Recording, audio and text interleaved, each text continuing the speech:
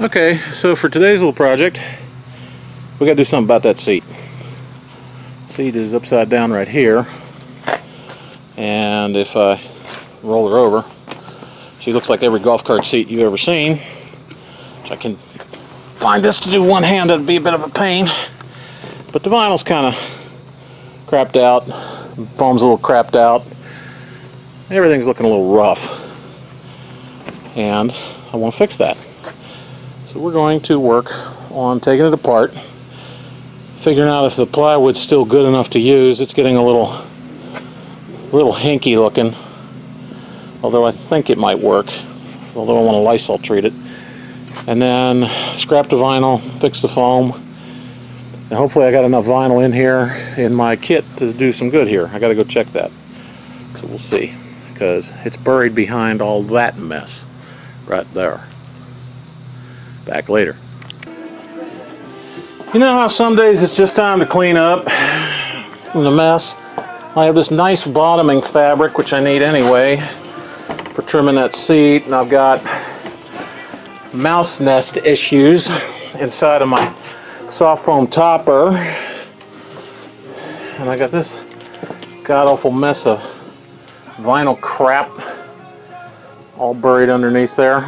So yeah, I think it's about time we cleared this out and made it right.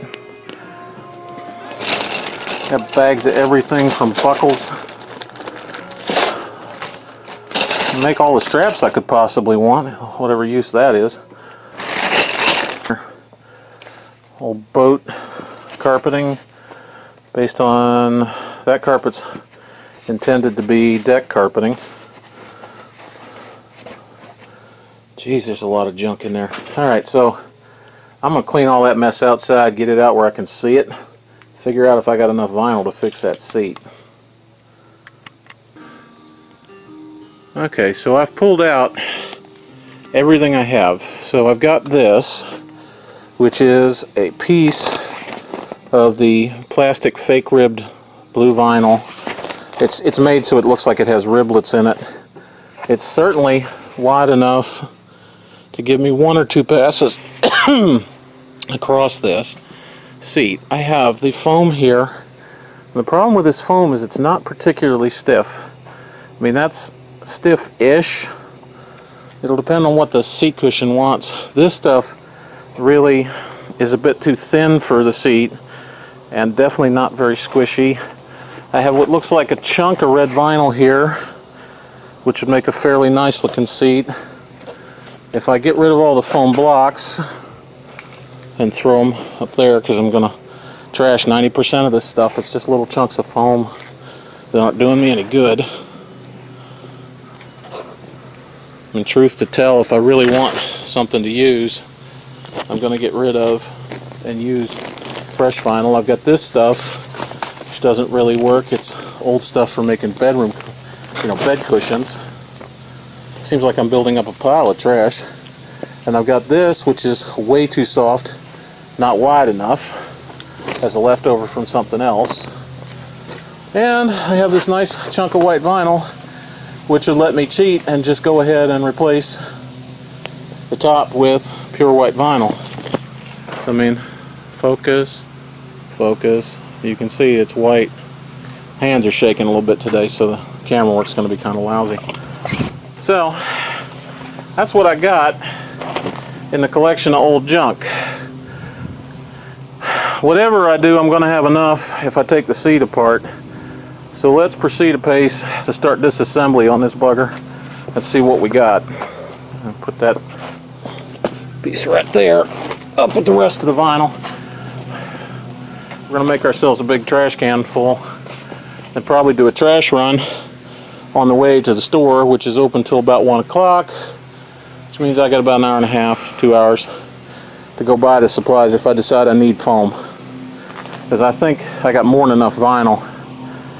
I got plenty of string for doing the sewing. So let's get set up here. Grab this little guy and see what we got. Watch the fat guy take apart the seat for a lawnmower, or not lawnmower, for that thing. Let's get it over here where it's relatively out of the way. Give me some idea what's going on when I look back. Alright, so Phillips-aided screwdriver type chunks.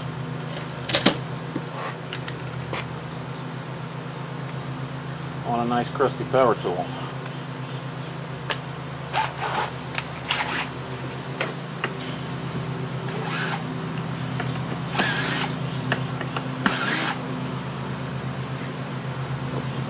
Seat chunk.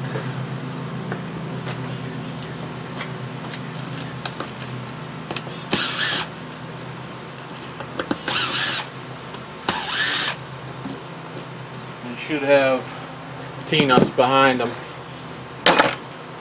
which we'll see in a minute. I'll change them out. Alright, those look like about ½ inch, roughly. That'd be the case.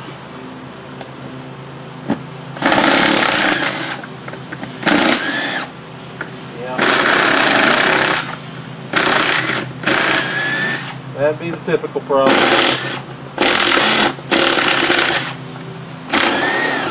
Yep, they're all just spinning out on the back side. So we've kind of got to get it taken apart, take vinyl off of it enough that I can get underneath of it, get in there and start taking it out. Okay. Now, there are a whole bunch of different ways to take this apart. All of them work kind of suckle. So, first of all, we need to get tools up here. The baby screwdriver will get underneath of these staples in some cases. Pry them up, you kind of turn the screwdriver sideways, pull your staples out. Nice long ones here. You want to save everything because you're going to need to put all this stuff back on when you get done. Some cases you got to use new materials, but for a lot of this I want to reuse the old stuff if I can help it. I just don't know what my foam's going to require. Pull them up part way with a screwdriver in most cases. In this case I'm getting underneath of it. Get a start on the pry.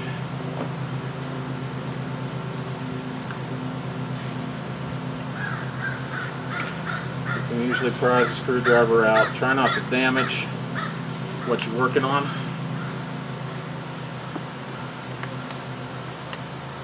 Birds is getting yucky this morning. That's coming off.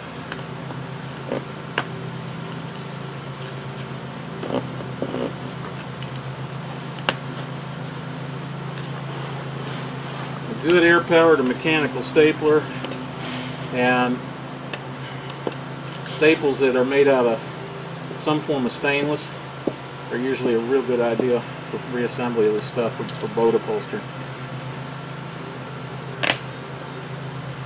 You want stuff that'll stand up to the weather when you're done, as much as you can. So when I do these and rebuild them, this kind of thing, I try to use as much stainless steel hardware as I can get away with.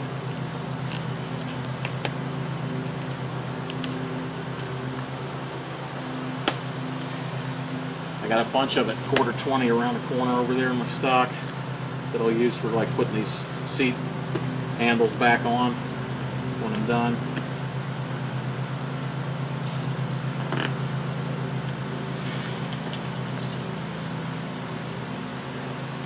Come on. You don't need to argue with me that much. Apparently you do.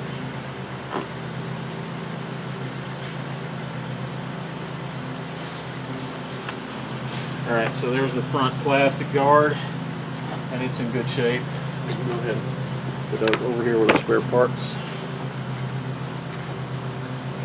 It's a humid one today. Now I know the seat cover's no good, but I don't really want to trash it because it's my pattern. It gives me an idea on sizes and various other things, so it doesn't pay to just tear it all to pieces when you're taking it off. So this is grunt work. If you're lucky, it pulls up reasonably well and the staples come out without too much fuss. If you're not, well, it's just hard work.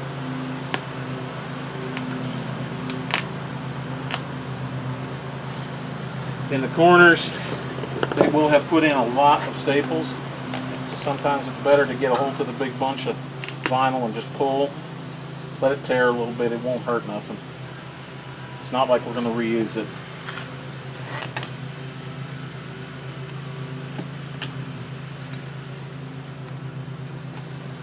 Just as an FYI, you're going to have a lot of staples in the vinyl. It's a great way to stick your fingers good. Painful.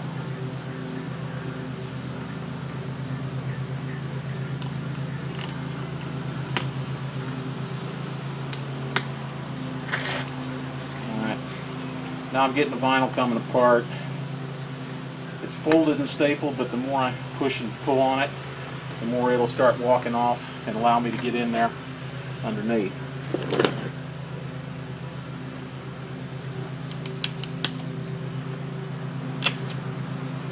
Keep working on pulling them one at a time.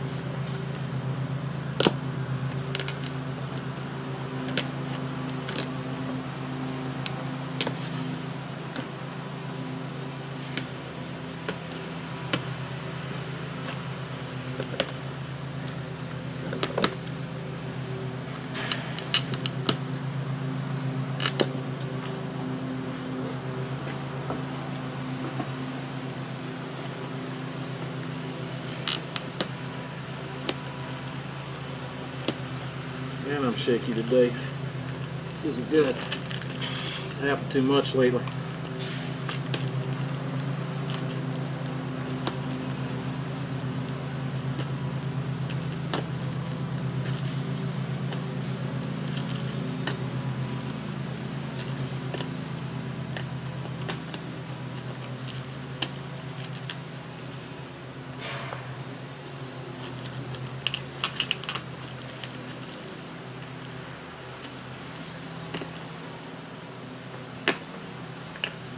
Fold it. Okay, it's starting to peel now, giving me access to the foam under there. So we remove the tools and pick up the staples here.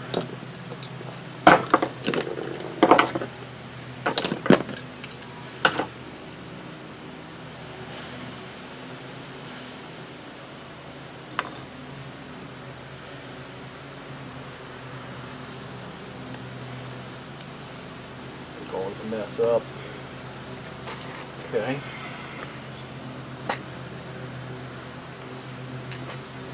What I should be able to do is force some space in here. Get to the back of these and see that they're good and rusted. Which is kind of what I figured I was going to run into.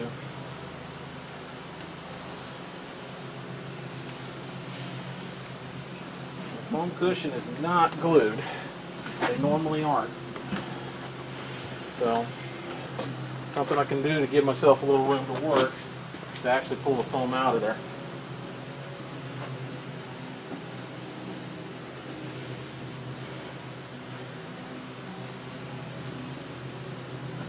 Oh, love humidity. Makes my day.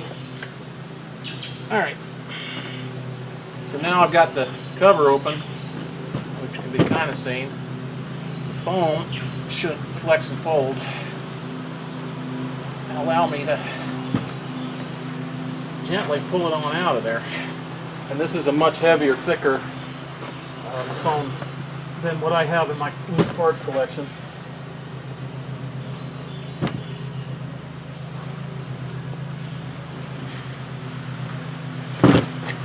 So if we take a look at it, the foam itself actually doesn't look bad. I think we can reuse it. Now, the question becomes, what's the easiest way to get these guys off so I can get the vinyl?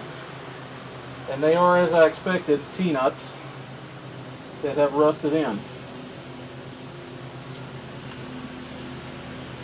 And there's really only a couple of ways to get them. If I'm lucky, I can get vice grips on them enough to get a grip, tear them out of there with the power gun. We will for sure try that first.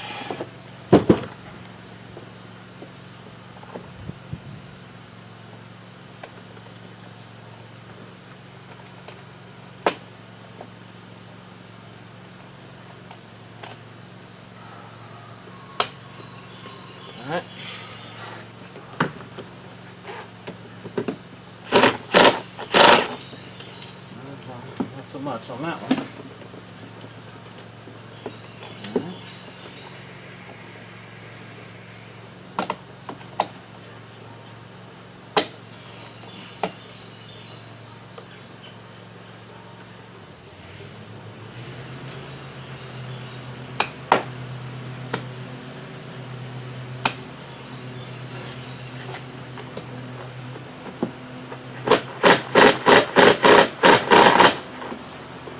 Nope. I highly doubt that's going to work.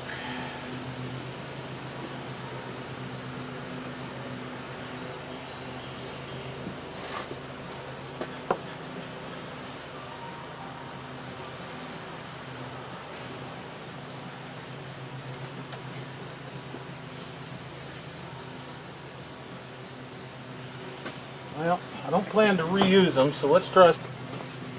Alright, so battery went flat and missed the fun part of taking this off with the Sawzall. I'm going to go Sawzall the other end and get that handle off.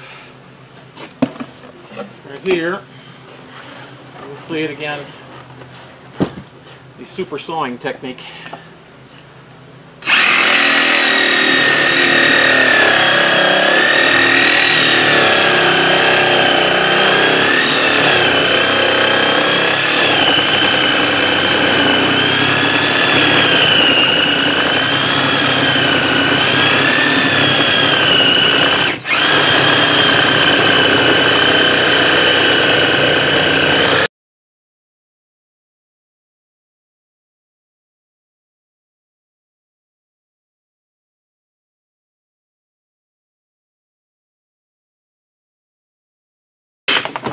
That, boys and girls, is how you do that. It ain't pretty, but it works.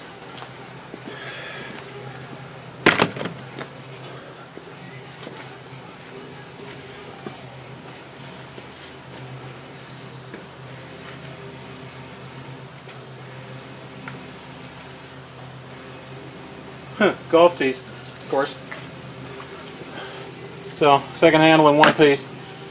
Still got the marking holes, even though they're not great, as to where bits are supposed to go. Now I'd start peel the rest of the vinyl loose. Same thing I was doing with a little screwdriver.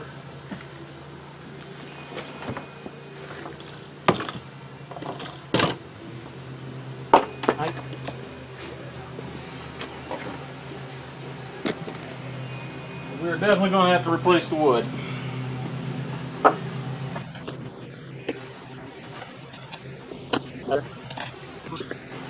You want to grab the vinyl with care. Them staples is sharp and they do not feel good. Since I'm only going to use it for measurements and I need the wood to make my pattern, I got to take it apart. I can't do it any other way. I need to have the pattern to know exactly what piece of wood I'm cutting. Almost there. And yeah, we got that problem. See the rotten wood over here? I don't know if you can see it, but I'll put the camera on it in a minute so you can see it tight. This is what happens to plywood over time. Gets wet, goes bad. Alright, I have a piece of plywood to use in the pattern. I have this guy with its broken bolts. I will hang out of the way over here on the trailer because it's handy. And we need to do some pattern making. Yeah, it ought to work better. Okay. Buried in my scrap is a piece of wood I think I can use.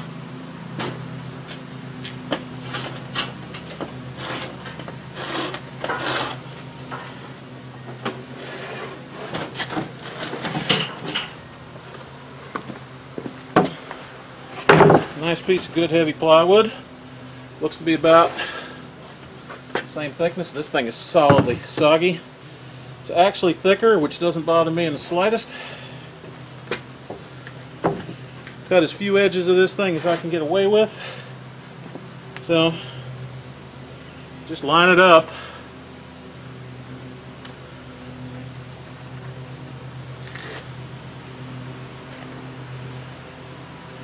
Now, mind you, the board has a big bow in it right here. That's going to be something I just got to deal with. It's not going to be 100%, but it'll be very close. Get a pencil.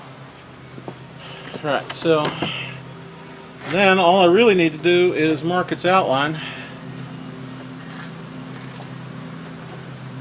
because I'm going to cut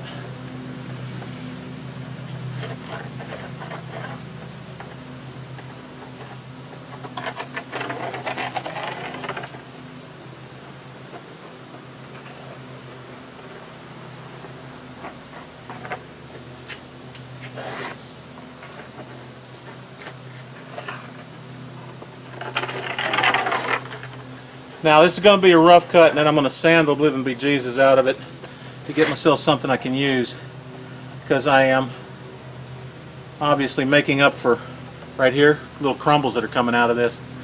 You can just see them. So I'm going to do that. And I'm going to mark out the holes that are large. They're supposed to be for drainage. They'll give me a general size and position of what I want. I'm going to have to punch out the steel bolts so that I can put them in the right place. When the time comes, I'll just knock them out, put this thing back together, give it a clamp sandwich, and take a pin punch, mark all those holes. Because I'm going to have 3 for the hinges up there, which have no T-nuts in them, oddly, which is really the wrong way to do that. The hinges will come loose. Yeah, fixable. If you look at the back of this, you can see where the old T-nuts are all rusted to pieces. They always use standard steel. It always gets wet and rusts itself to death and turns into crap. So, we will break out our stainless and replace the components with stainless, because I just love doing this 4 times. It's always my thing. Okay, so I have an outline to cut with a jigsaw, and I have some holes to put in it. What I'm going to do is get a Forstner bit and run those through next. One of the nice things is these 4 holes are not precision, but they do require one thing. Even drilling with these nice Forstner bits, they'll blow out. You'll get really nasty looking. Well, it would help if I grabbed the drills, wouldn't it? How about I do that? 2 seconds. Or more like about 15. Here we go. Knock some holes in it here. Regular drill will punch through it. Might splinter a little bit down close, but it gives me a guide point to shoot from both sides. And that's going to be what I want. Now, the point on these, yeah, it's relatively about the right size. I figured it was around 1 inch. The point on this is very small. So what I really want is a guide bit hole that's smaller than that point to give me something to align perfectly when I drill in. I'm going to go and I'm going to approximate.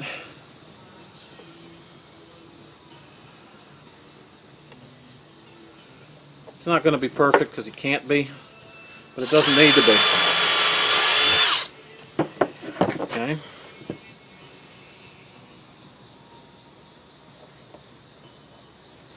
Mark the holes.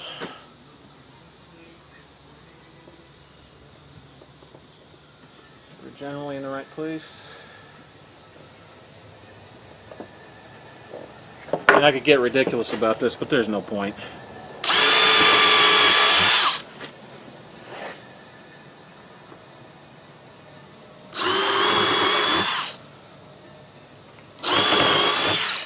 Good. So, little holes punched. We switch to the Forstner, and we open them up full size. Come on, plastic. Love these containers that always have something in them that don't quite work.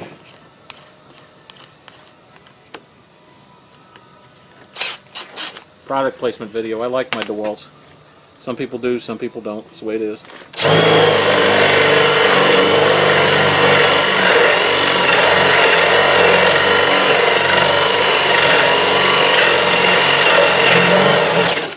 Okay, I'm boring about halfway through because that'll guarantee that I do not splinter the top edge when I come and get done.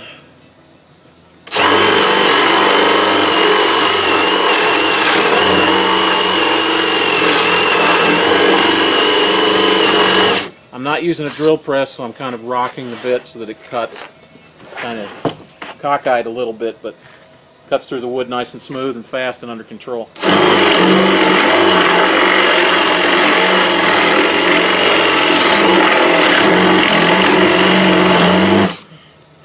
Good, not too much.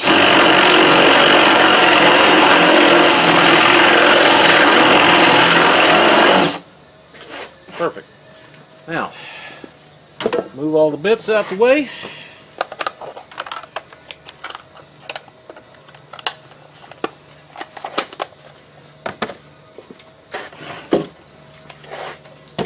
Like so. Get some dust off of my head. I need a pencil for other things. Turn the whole thing over, and I've got 4 holes spotted on the board, which allow me to drill back through and hopefully get nice clean holes both ways. Well, that's backwards.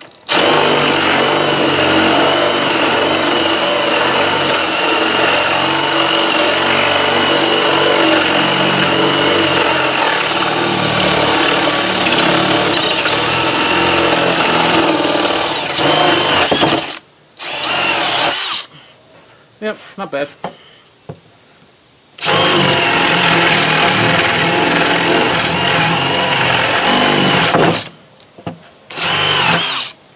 Yep. So the inside of the hole would be a little fuzzy, but who cares? It's not going to hurt anything.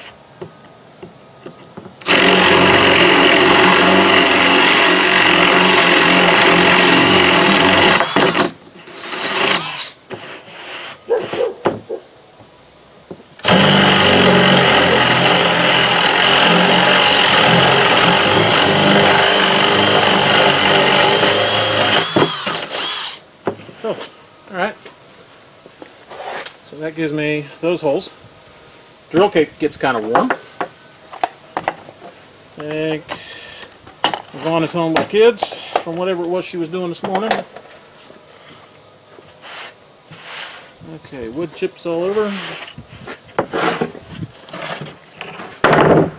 So that gives us 4 holes, and you'll note the edges are nice.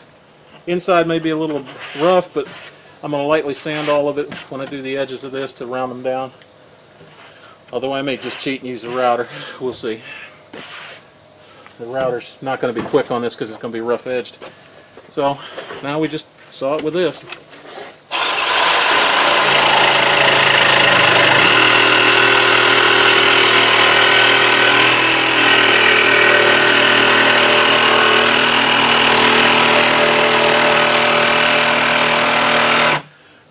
I'm using a fine tooth blade, so don't force it.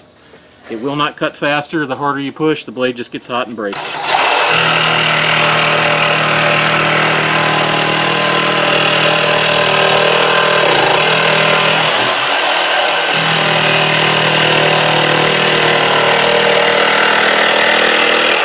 It also doesn't make sharp turns worth the darn, so what you do is you do this little cut, like I'm doing right here, and then I can come back in and nibble my way in.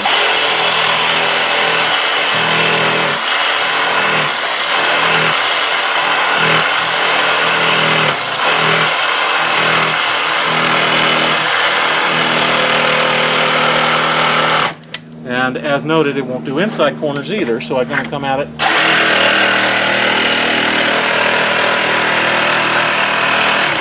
from the back side, and I leave it a little bit high on my marks, so I can then come in here with the tip edge of the blade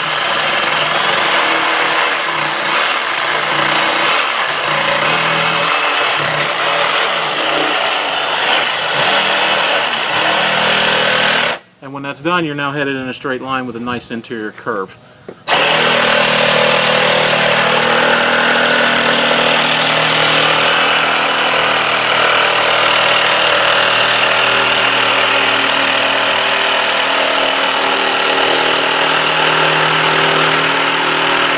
Now I'm on an interior curve again in here. It's going to bind. You'll see the pencil mark. I don't want to bind that.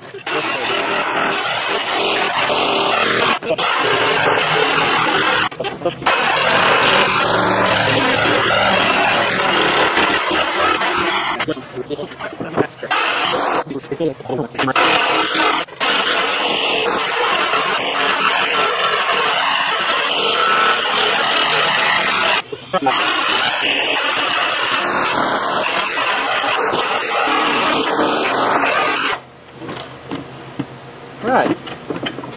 And that leaves me with yet another piece of scrap to get rid of, which we'll do later today. But at this point, we have a piece of wood. Now, one of the interesting things is, on the other piece, it's just, they used a rounding off radius bit from a, well, it looks kind of like they did. And if I use a radius bit on this, I'll soften that edge real nice, and it'll be quicker. So, let's get a toy. So this little rigid right here is a nice little baby router, and right at the moment, unlock it, untrip it, bring it up. It's easier to do with a real wrench, which is why I got one. Rotate it till it locks.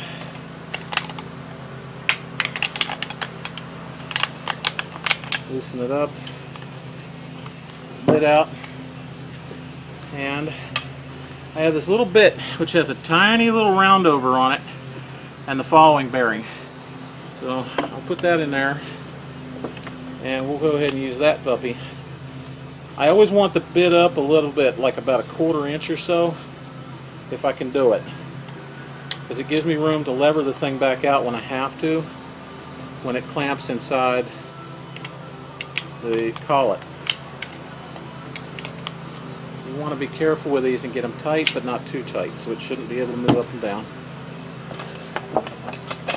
Okay, that edge will work fine for what I want to do.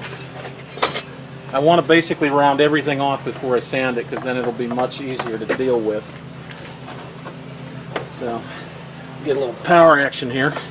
We need the magic pixies.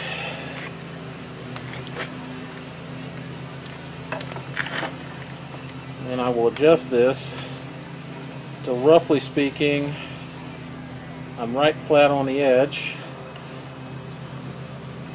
And I'll use one of the inner holes to check how it looks. Okay, it's multi-speed, so I can run it from setting 1 to 7.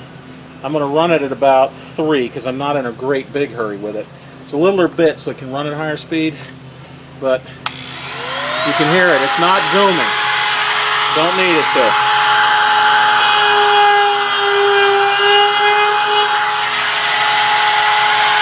And what it should do is what it did right there. Give me a nice rounded over edge without a lot of crap.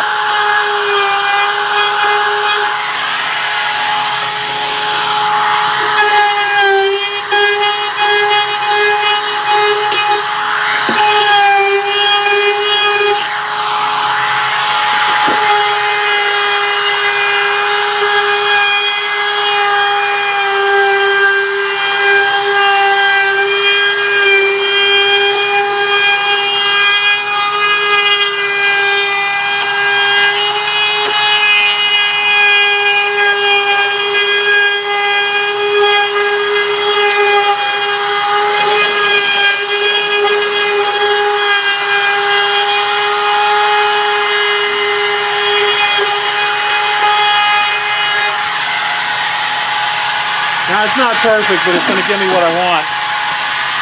Because all I'm really trying to do is make it so when I sand it, it comes out nice.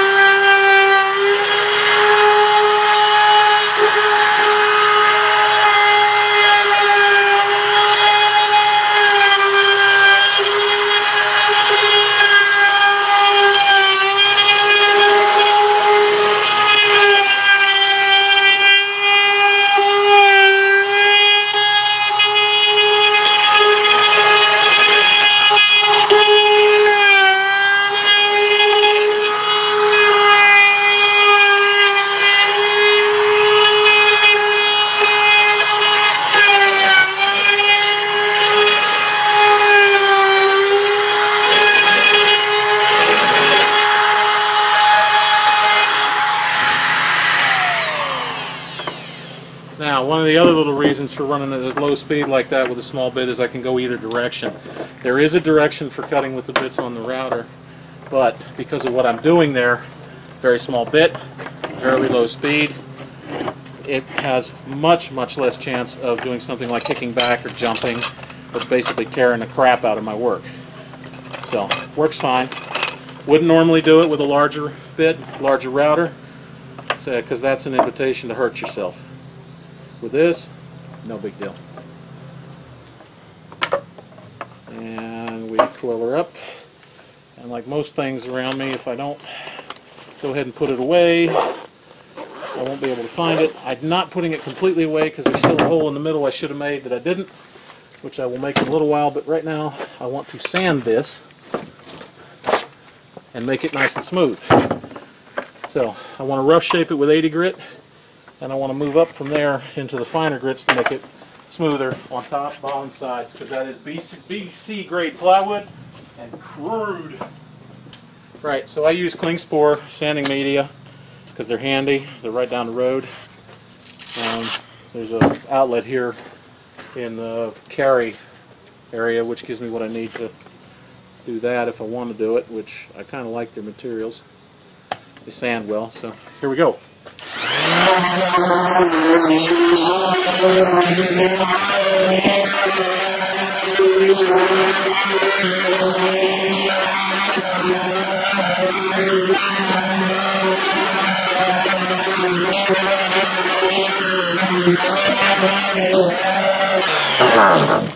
So the object of the exercise here is not to make furniture, it's to get rid of the rough stuff and make it smooth so that it's not nasty when I put the vinyl over it, causing it to prematurely tear.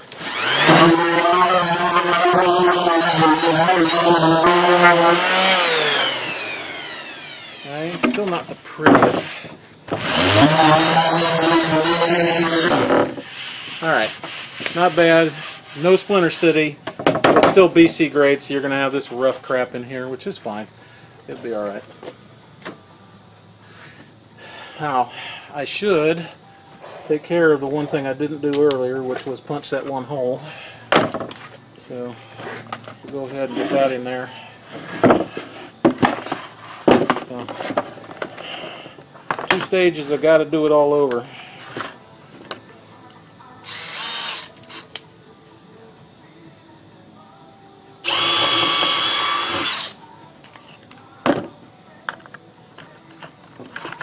It helps if you pay attention to what you're doing and do all the bits at once. But that wouldn't be me if I did, because I never pay attention. Ooh, we're out in the sun, starting to get warm. I have to take breaks in. Alright, here we go. Down through.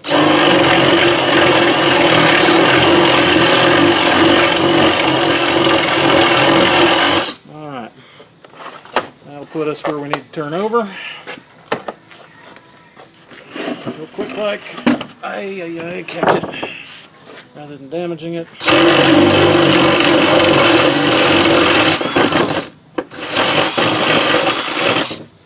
Cool. Now, put this guy away.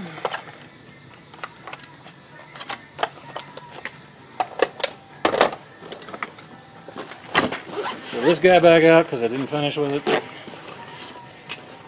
Yeah, see how much fun it is to do things twice because you forget one piece? Harvey Kaputznik, that would be my name.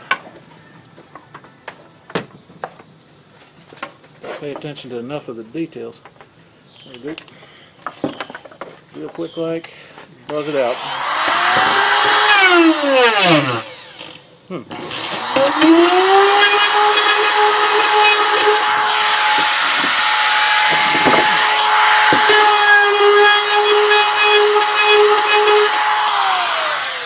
we go. Silly, fine, but needed to be done. Now we're going to shift down in grades of sandpaper and go for a smoother finish here and keep on rocking until we get it all the way.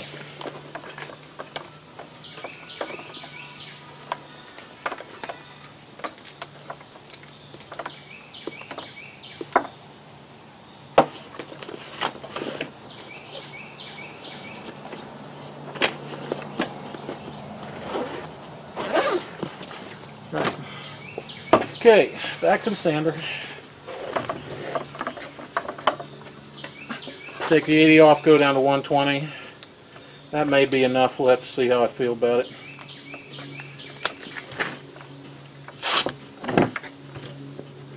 Uh, 220 is too fine. That's an old one. That's a new one. Another little weirdism. This thing captures dust. Doesn't work if you don't line the holes up. And how to line the holes up easy? Bend the sandpaper. Get the first hole generally right in line. Whoops. Use the holes instead of the screws. Get them lined up. Just set down. And you're lined up. So you got the holes up.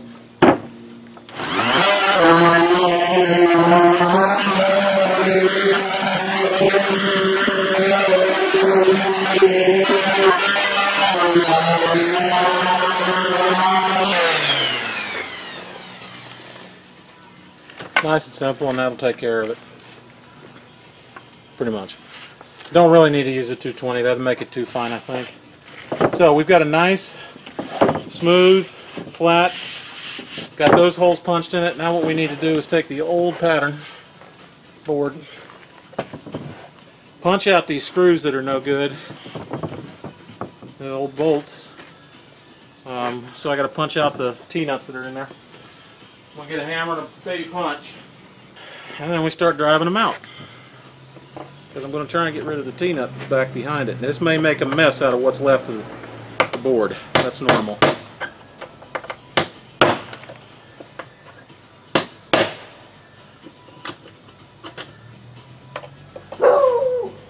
It's alright, Annie. She's a good girl.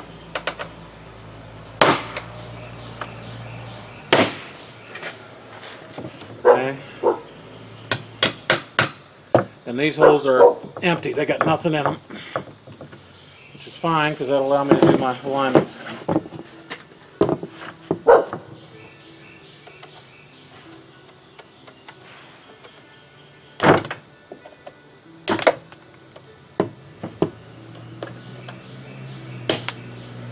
Okay.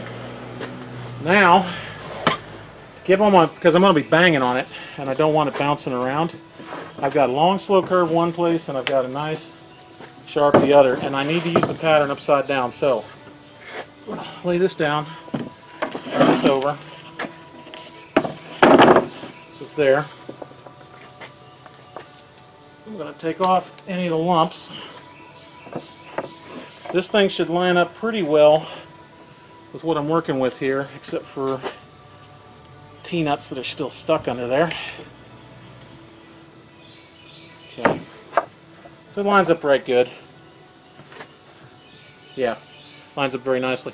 What I need to do though is clamp it. I cannot do this without clamp. I got a bunch of these from Highland Woodworking when they were starting to sell them. These are just the little compression clamps that they sell. And they're right nice. I've got a bunch of different compression clamps, but these ones work. I mean, the price was really hard to beat when they were offering them. Okay, basically right where I want to be. Slight variation back in there, which is okay. I'm not too worried about that. It's very minor. And then what I got to do is punch some holes. So I get lined up on this, get centered. Lined up on this, get centered.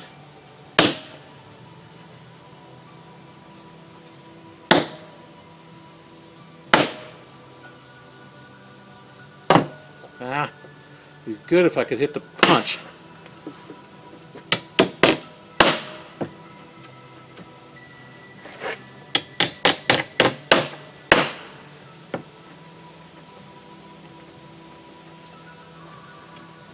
Those holes are just exactly that size.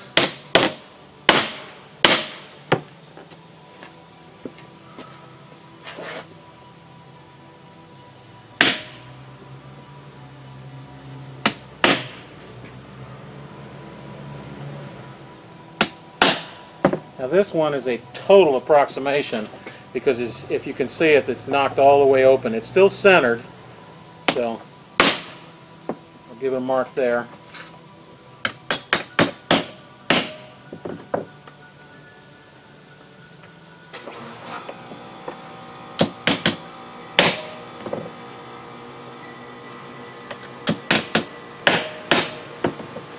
Okay. That should give us a set of marks to drill out.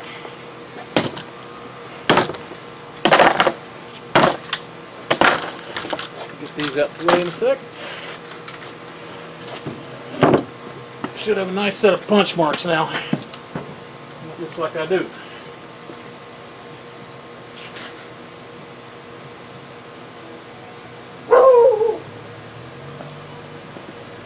Now my intention is to use 1/4 T-nuts to hold the handles on when I'm done here. So I got 1, 2, 3. What I need to figure out is if my little screws are 1/4 that hold the latches on. And they're not.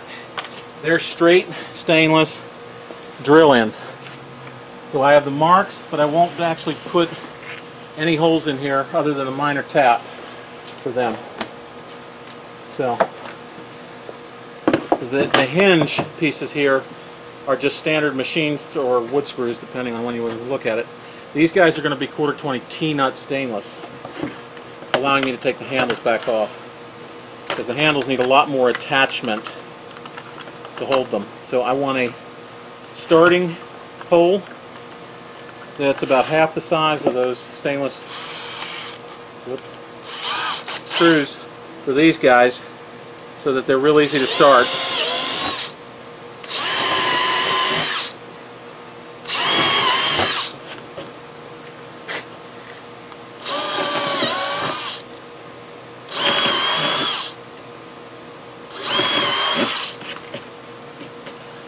And in the case of the other ones, ow, that drill bit gets hot when it drills that many holes. I'm going to put 1/4 in T-nuts, and wonder of wonders, my 1/4 drill's missing. 1/4 T-nut is bigger than 1/4, but if you want it to be really, really tight in the hole, you really want it to have a hole that is 1/4 so it's pushing wood fiber out of the way. Let me get a 1/4 drill. This here is my 1/4 hardware kit from when I did the boat upholstery. One of them. And it has a bunch of these little things called T-nuts. They have little spikes on the back to bite into the wood, and then the nut sits down inside of it so it's dead flat. And they want to be drilled in. Yeah, I think I'm going to go ahead with just a 1/4 drill. I'm not going to go any larger. So, now, the thing is, which side of this is which becomes a question. What I need to do is look, because the sanded side was down. I need smooth turns. That tells me that that side down there is the downside. So I want to turn it over and drill through. Can't. Got to drill from this side. Life is sucks. Get a helmet. Got to drill it slow.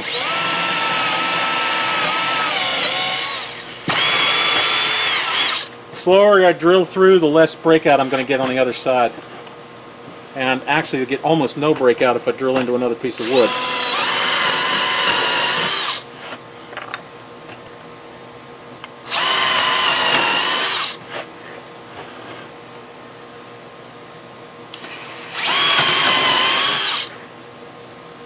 Yep.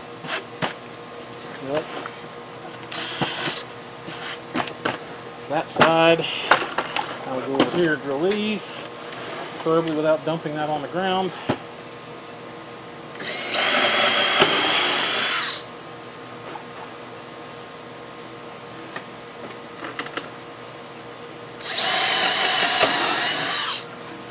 Two.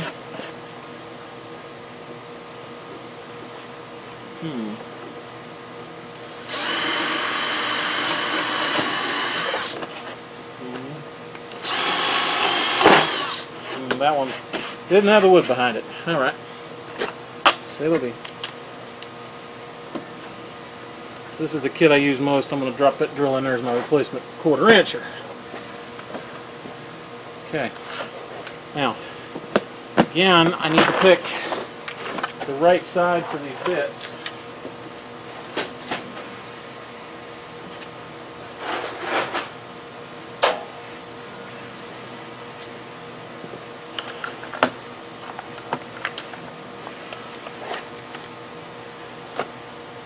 I need to make sure that when I put these in, they're on the right side, because they're useless on the wrong side.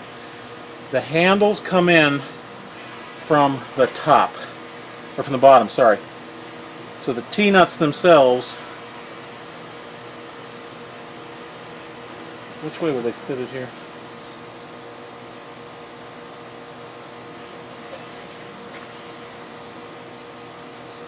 No, that's the bottom right there.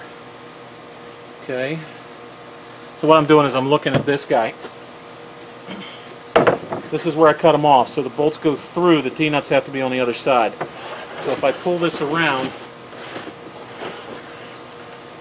my T-nuts can be on either side to start with, because it doesn't matter. It's universal bidirectional, so it doesn't make any difference to it. Whichever side, I just have to have them all on that same side. So let's look at the other side where the breakout was, if there was any, and we'll put it there. And they don't look bad at all. So, time to drive some T-nuts in. Now, to get them in nice and smooth, the easiest thing to do is get a 1/4-20 screw.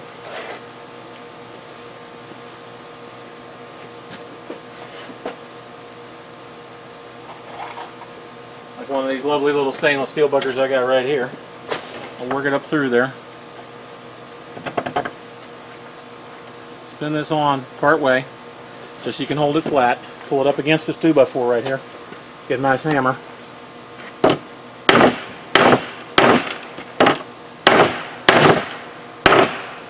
And then she goes. And down she comes, because I don't have them close enough. How about I fix that? Because that's getting kind of annoying. Bring them back together a little bit. Less likely to fall off that way. And unscrew the screw out of it.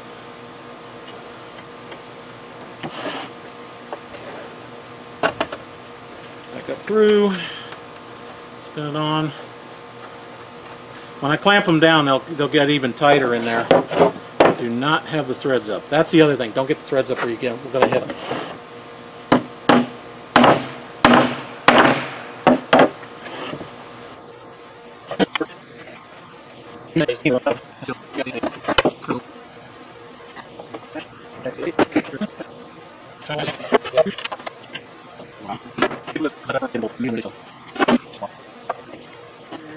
Got straight. Whack, whack. She's in. So we basically got all men now.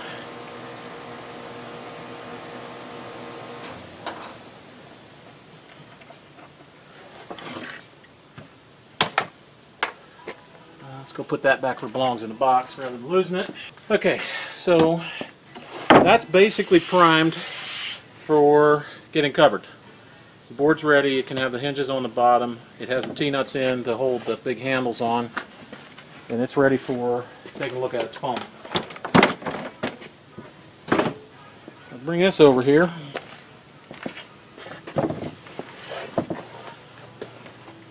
And look at it.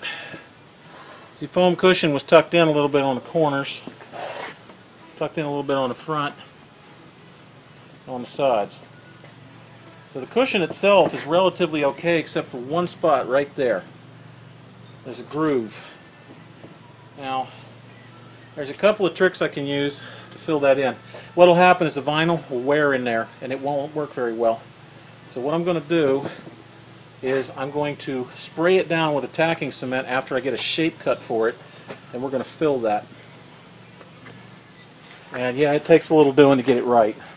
I got a bunch of this kind of stuff left over from various other projects, but this is one of the things you can use. It's a foam glue kind of stuff.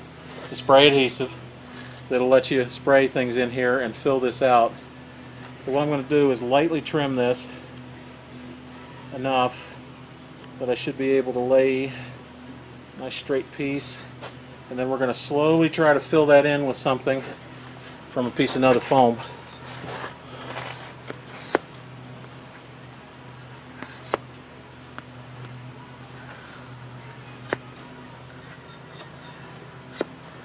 Mostly what I need is it to be flat and fill that entire groove in. And it's going to be a very thin fix.